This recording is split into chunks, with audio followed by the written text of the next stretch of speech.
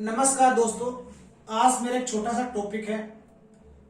वैसे सबको पता है कि डिसऑर्डर और डिजीज में क्या डिफरेंस है, लेकिन मेजर तौर पे मैं एक बार फिर से आपको एक छोटा सा टॉपिक एक्सप्लेन करूं क्योंकि बहुत कंफ्यूजिंग है ये कुछ कंडीशंस को समझने के लिए। तो डिसऑर्डर और डिजीज में क्या डिफरेंस है? डिसऑर्डर का सिंपल मीनिंग है डिस मीन्स डी अरेंज्ड। मैं पहले भी बोल चुका हूं, वर्ड मीनिंग पे जाना है। डिस मीन्स क्या है? D arranged. और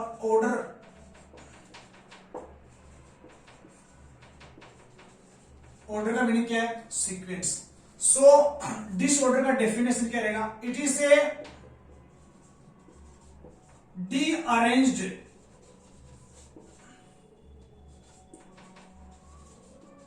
function of body. It is A D arranged function of body. कि बॉडी के जो फंक्शन होते हैं उसमें डी अरेंजमेंट आ जाता है। अब इसका रीजन क्या हो सकता है? बहुत इंपॉर्टेंट है, इसीलिए थोड़ा डिफरेंशिएट करता है डिजीज से। इसका रीजन देखो, सबसे पहले इंटरनल कोज होता है। इंटरनल कोज होता है। सबसे पहले क्या होता है? इंटरनल कोज होता है। इंटरनल कोज में फियर भी हो सकता है, एंजाइटी हो सकती है, स्ट्रेस हो सकता है। स्ट्रेस हो सकता है। अब रीजन क्या बताया मैंने? इंटरनल कोज हो सकते हैं, फियर हो सकता है, एंजाइटी हो सकता है, स्ट्रेस हो सकता है। अब और क्या पता चलेगा इसका? कि there is no definitive cause. No definitive cause.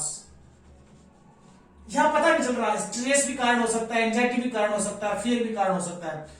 यहां पर कोई भी डेफिनेटिव कॉज नहीं है, एब्जेक्ट कॉज नहीं है,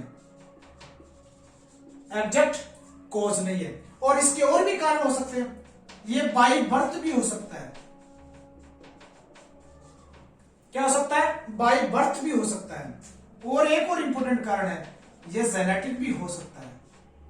ये क्या हो सकता है? जेनेटिक भी। बाई बर्थ भी हो सकता है, ये जेनेटिक भी हो सकता है। और इसके अलावा ये नॉट क्योरेबल।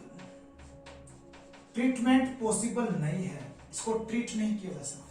Not curable. सो बहुत इंपॉर्टेंट है। डिसऑर्डर का मीनिंग क्या है? D arranged function of body. D arranged function of body. इसके रीजन हो सकते हैं, इंटरनल कोज हो सकता है, इंट्रिंसिक कोज हो सकता है, फीवर हो सकता है, एंजाइटी हो सकता है, स्ट्रेस हो सकता है। कोई डेफिनेटिव कोज नहीं होता, कोई एग्जैक्ट कोज नहीं होता है। ये बाई बर्थ भी हो सकता है, जेनेटिक भी हो सकता है, और नॉट क्योरेबल होते हैं। और क्या होते हैं? नॉट क्योरेबल हो सकते हैं, या माइंड से रिलेटेड भी हो सकते हैं। कॉन्जेनाइटल हो सकता है, कॉन्जेनाइटल हो सकता है, कॉन्जेनाइटल हो सकता है, माइंड से रिलेटेड हो सकता है। तो इनका ओवरऑल में बात करूं कि कॉजेस जो हैं वो इंटरनल कॉजेस हैं, इंट्रिंसिक कॉजेस हैं। तो उसी को अपने क्या बोला है? डिसऑर्डर। यानी कि क्लियरली कोई आइडिया नहीं है कि कैसे जनरेट हो रहा है, क्या इसका कारण है, उसी को अपन क्या बोलते हैं? डिसऑर्डर बोलते हैं। उसी को अपन क्या बोलते हैं? डिजीज। एक प्रकार का ये क्या है? इलनेस। सो डिसऑर्डर एक बार डीअरेंज्ड फंक्शन है, एक प्रकार का इलनेस है, लेकिन यहां पर डेफिनेटली कोई कॉज नहीं होता है। और डिजीज कंडीशन जो है वो एक स्पेसिफिक इलनेस है। ये क्या है? एक स्पेसिफिक इलनेस है। इलनेस है, स्पेसिफिक इलनेस है। यहां पर क्यों इसको डिफरेंशिएट किया गया है? क्योंकि इसको क्योर किया जा सकता है, क्योरेबल है। इसको क्या किया जा सकता है? क्योरेबल है, यानी कि इसको ट्रीट किया जा सकता है। क्या किया जा सकता है? ट्रीट किया जा सकता है। रीजन क्या है इसका ट्रीट होने का? यहां पर डेफिनेटिव कोज है, एग्जैक्ट कोज है, डेफिनेटिव कॉज प्रेजेंट है, एग्जैक्ट कॉज प्रेजेंट है। Example, exact cause present. Example है मलेरिया। किसके द्वारा कॉज हो रहा है? मॉस्किटो। किसके द्वारा कॉज हो रहा है? मॉस्किटो के द्वारा। सो इलनेस का, अब इलनेस स्पेसिफिक इलनेस क्यों बोला गया? क्योंकि इस इलनेस के स्पेसिफिक सेट होता है, स्पेसिफिक सेट होता है किसका, साइन एंड सिम्टम का। किसका सेट होता है, साइन और सिम्टम्स का एक स्पेसिफिक सेट होता है, इसीलिए इसको क्या बोला गया, this is the specific illness, this is the specific illness. Identifiable cause होता है और मोस्टली एक्सटर्नल फैक्टर से होता है। एक्सटर्नल फैक्टर क्या होते हैं, इसके कॉज होते हैं। एक्सटर्नल फैक्टर इसके क्या होते हैं, कॉज होते हैं। एग्जांपल मैंने बता दिया मलेरिया।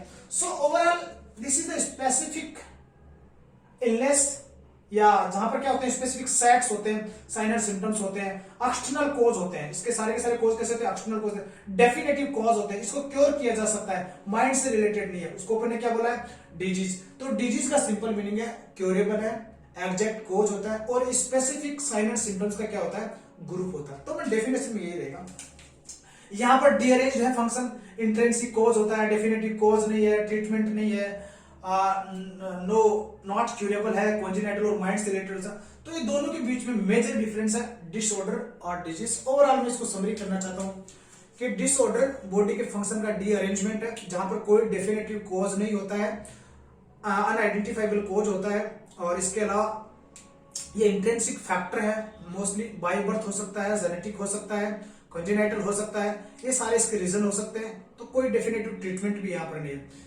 यहाँ पर डिजीज में क्या है, एक स्पेसिफिक सेट्स होता है साइन और सिम्टम्स का, उसकी वजह से उसको आइडेंटिफाई किया जाता है, उसका डेफिनेटिव कॉज होता है और डेफिनेटिव उसका ट्रीटमेंट होता है। इसके फैक्टर्स जो होते हैं वो एक्सटर्नल होते हैं, उनको आइडेंटिफाई किया जा सकता है। मैं आशा करता हूँ कि पूरा टॉपिक आपको समझ में आया होगा। धन्यवाद, थैंक यू वेरी मच।